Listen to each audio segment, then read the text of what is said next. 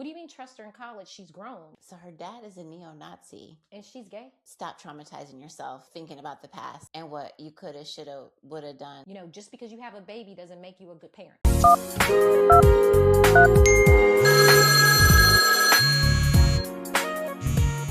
Hey, welcome back to the Pickup Line. I'm Mauri. And I'm Dina. And today is going to be full of questions. We've got a lot of questions from followers and kids of followers that we wanted to answer.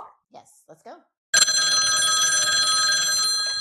I'm an 18-year-old college student, and since moving from secondary school to college, the workload and responsibilities have increased a lot.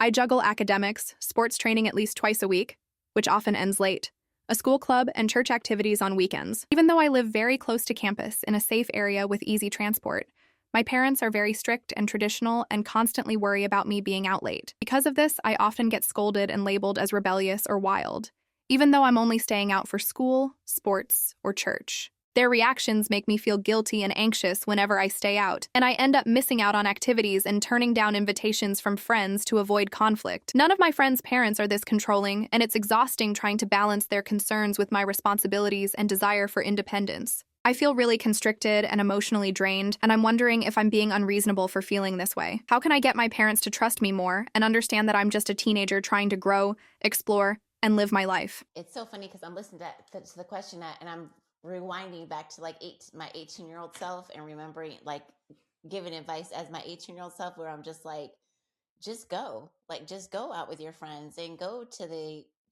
your training and go to your church events. But then as a parent, you know, I understand wanting to make sure your kids are safe, but it does sound like her parents are a bit helicopter overbearing, you know, in a sense.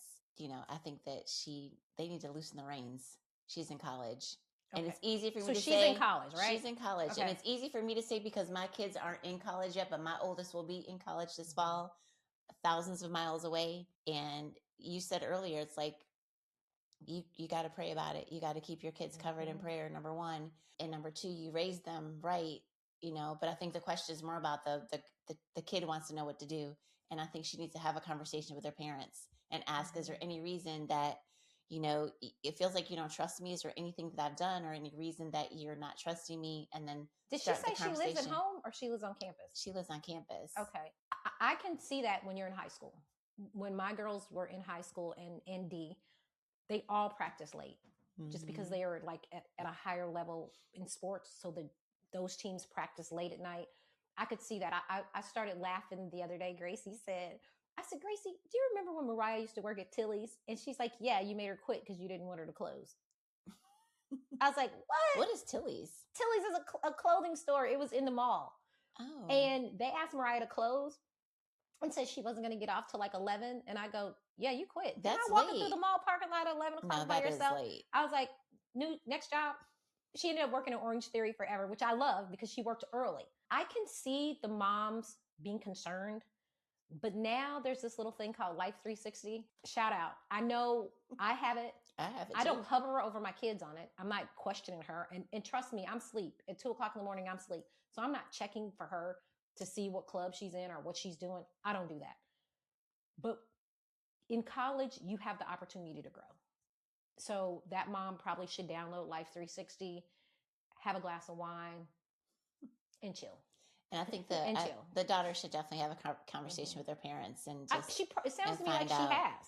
It sounds to me like she has. But what do you mean trust her in college? She's grown. Like legally, she's grown. Mm-hmm. So if she wants to go to the gym, but she's safe, and if she wants to go out with her friends, it's cool. I mean, maybe that mother didn't go out. Maybe, right? I mean, she's training and she's going to church and she's working. I think she said. I don't know. But it's 3 things that she said she's doing. She's not hanging out. Pray for her mother. No, she needs to. Her mom probably feels like her whole heart is outside of her body. Like she just probably can't even breathe. She's probably so stressed out about her kid. Yeah, you said her whole heart is That's outside how of her she body. feels. That's what it sounds like. Well, she just needs to, let go a little bit. She does. Let go and let God. I'm a 19-year-old college freshman home for break, and because I live in a dorm, I have to come back home. I just had a huge fight with my mom, and she kicked me out. I can't afford a hotel, and the only family I have nearby is my dad, but he has a bad temper, and I'm scared telling him will just cause another fight. At the same time, I know he'd be angry if I went back to my dorm instead of staying with him, even though it's 3 hours away. For context, the fight wasn't over anything I did wrong. I'm queer and in an interracial relationship, and my stepdad is a neo-Nazi. My mom was upset that I chose to spend the holidays with my dad instead of with her and my stepdad. When I told her I didn't feel welcome at my stepdad's sister's house, she kicked me out. I don't have friends I can stay with here. I have very little money. And while my long-distance girlfriend offered to help financially, I can't stay with her. I don't know how to tell my dad what happened without making things worse, and I feel stuck with no safe or affordable place to go. That was loaded, right? Yeah, like, so her dad is a neo-Nazi, And she's gay. and she's it sounds yes, she's gay. So she's biracial.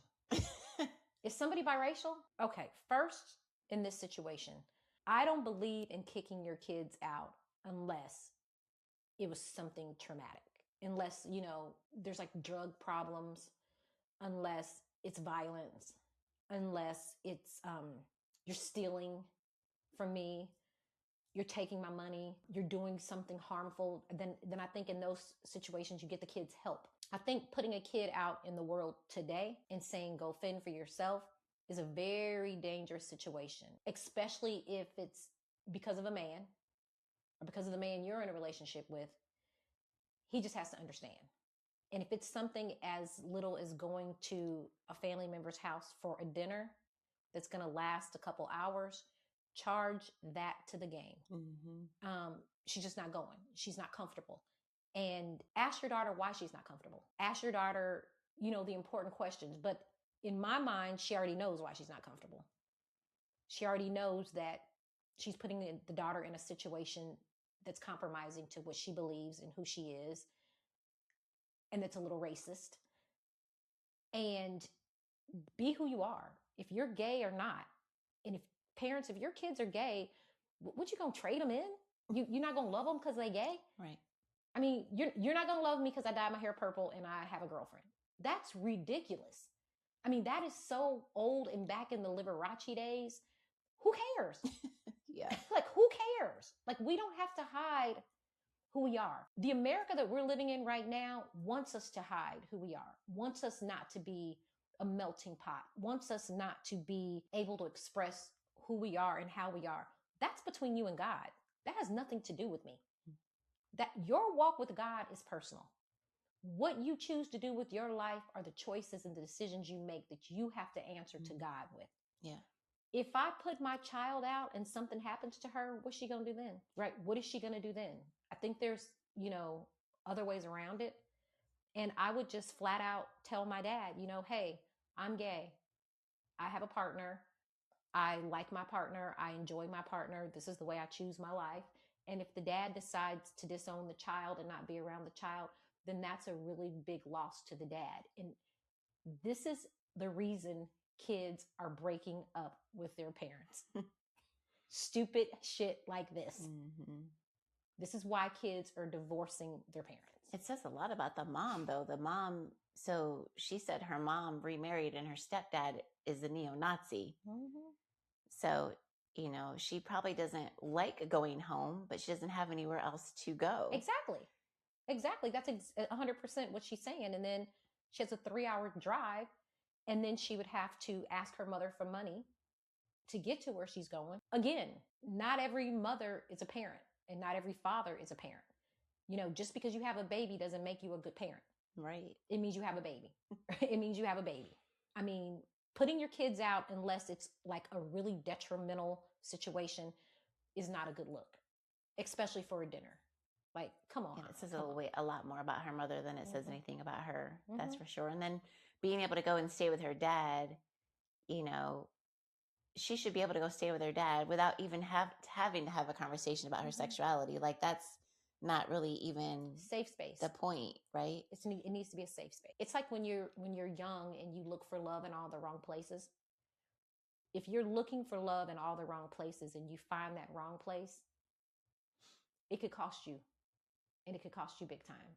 And as a parent, I wouldn't want to be responsible for my child looking in the wrong place. I would be lying if I said there has never been a time that I questioned my decision to become a parent. Dealing with my son's issues, everything from ADHD and autism to mental health problems, and the constant worry I have about him, which is one trigger for my own anxiety, makes it very tough to raise him during his teenage years. I feel like I've screwed up in some ways, not so much for the issues that can't be helped, but for the ones that could have been. Had my husband and I chose to parent just a little bit differently. But in the end, I adore him. And for whatever struggles he has, I'm going to be there to help him along the way. Well, that's a lot, but here's what I'll say.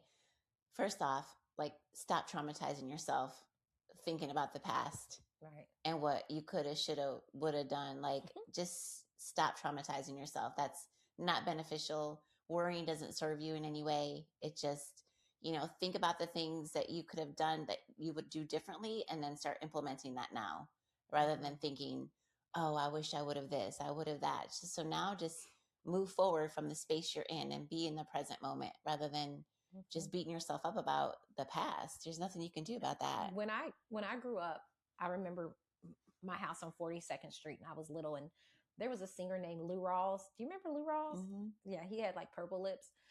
But anyway, that's so funny. I remember this. I was a little girl, and I remember this.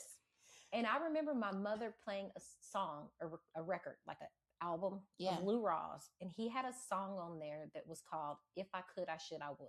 And I remember that as a kid.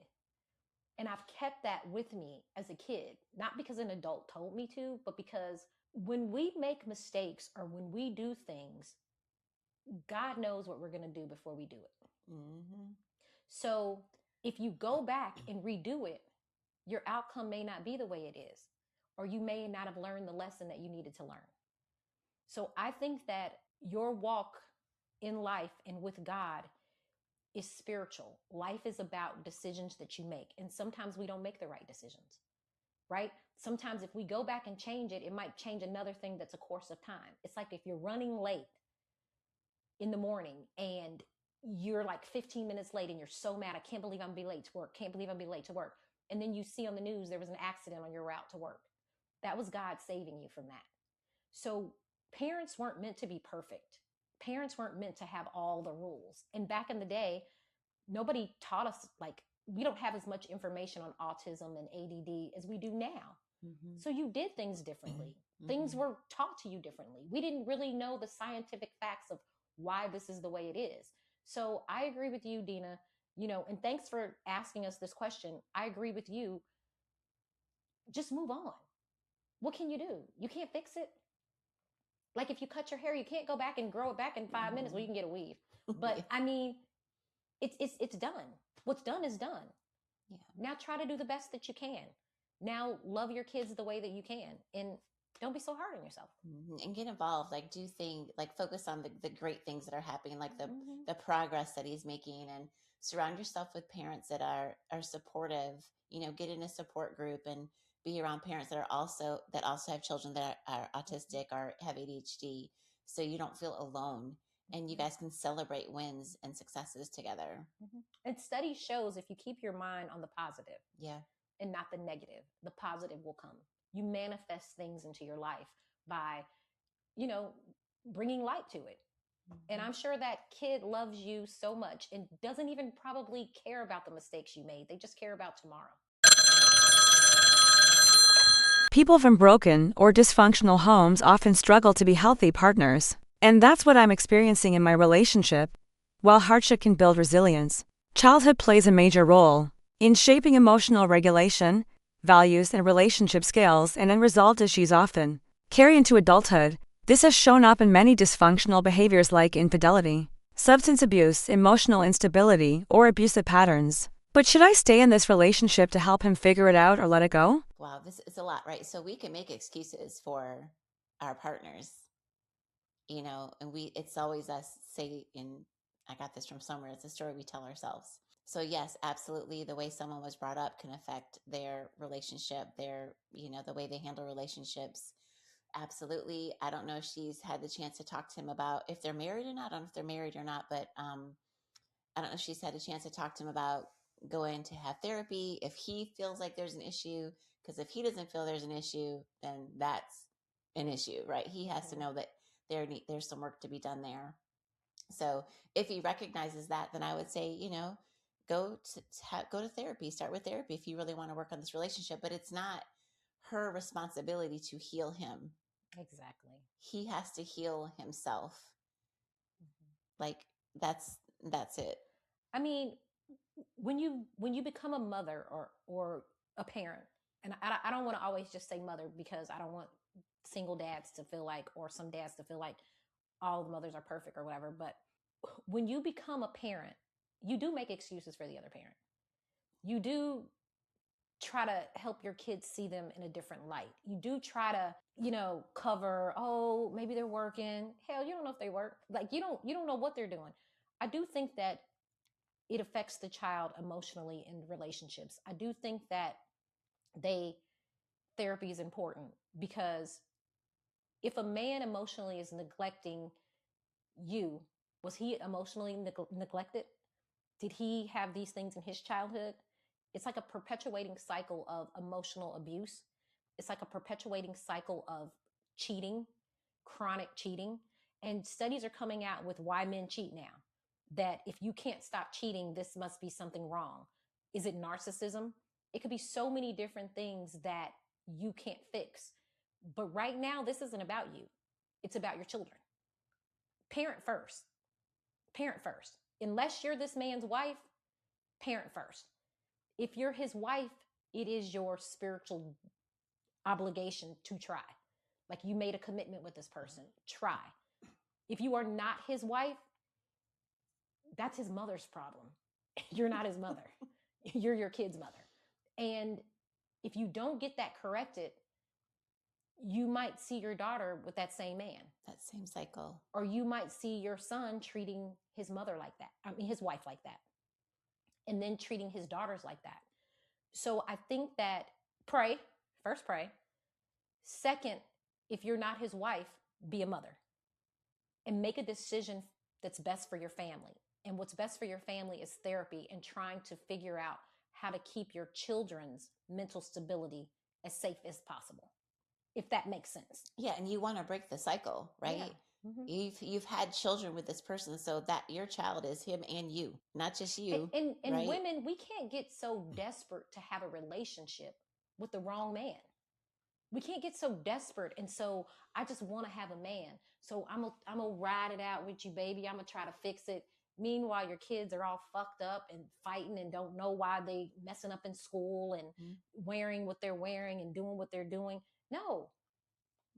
I mean, a kid can't save themselves. It's our job to save the kid. And sometimes, we stay in relationships for the wrong reasons. And again, if you're not a wife, the right reason is your children.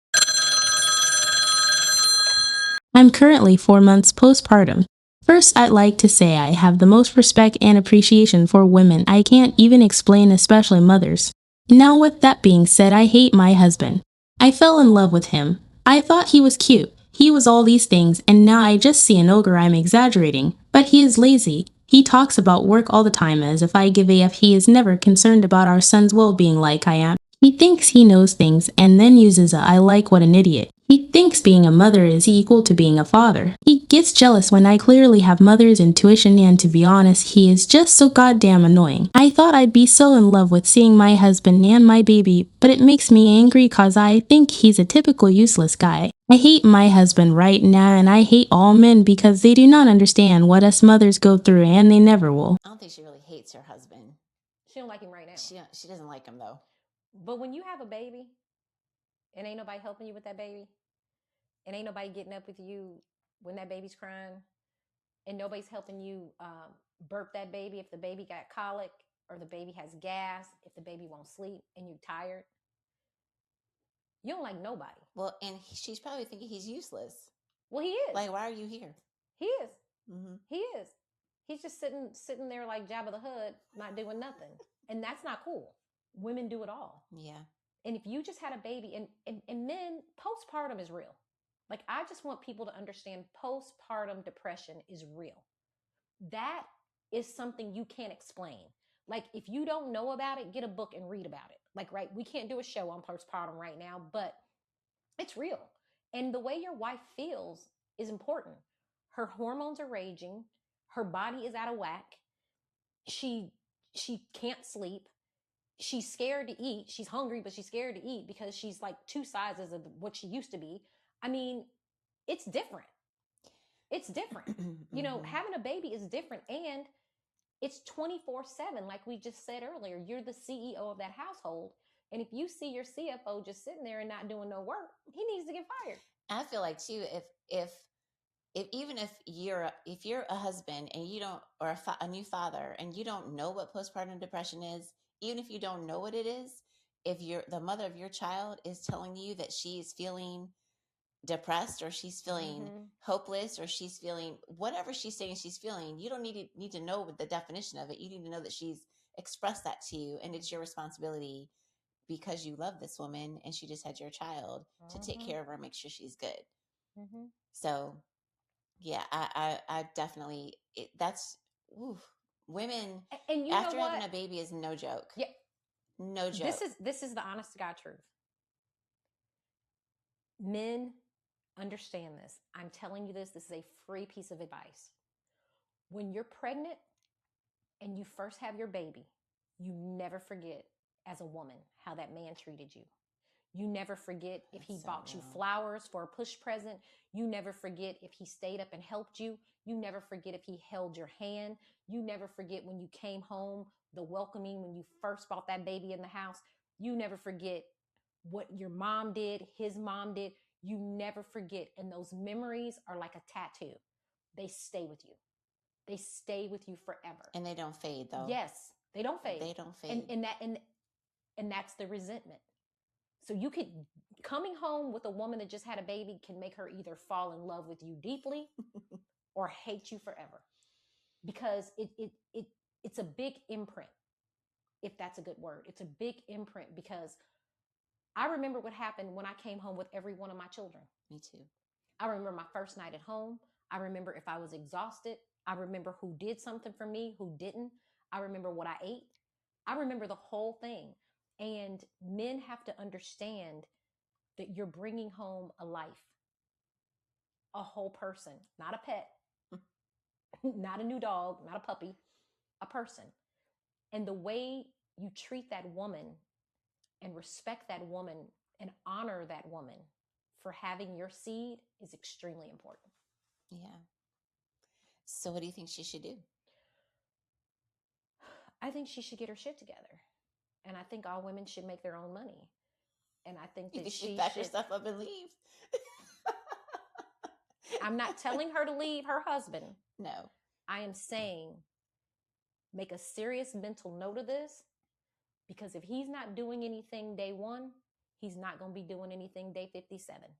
And she needs to say something to him, though. She needs to tell him what, because maybe he doesn't know what to do.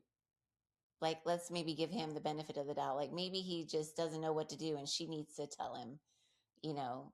And I'm sure she's probably said, hey, do you mind making a bottle? Hey, can you get this? Because I'm a little passive aggressive like that too. It's kind of like, hey, you know, somebody else gonna pick what we gonna eat? Like, or we just not gonna eat? Like, right? And I don't think she should get to the point where she's really angry, but I think that people don't change unless they want to. So she might have been telling him, I don't know. And if he still decides that he doesn't want to do anything, then she's going to be in that marriage 2 years later, and he's still ain't going to be doing that. That's real. He's not going to be. If he's No. not, if she said something and he's still not doing it, or he's like oblivious and not even taking the initiative, then it's not going to change. Like, while she's cooking dinner, he's going to be like, honey, can you grab me a beer? Like, what? So, I mean, you have to know who you living with. You got to know your role. You got to know. I always say this, and I've never been married. I have lived with my ex-fiance. You know who you live with. You know exactly who that person is. Well, I'll say this. Eventually, the person shows up. You know what you're doing? Eventually, the person shows up. The person who they really are, that shows up. You can only be fake for so long. For so long. The real you's coming out.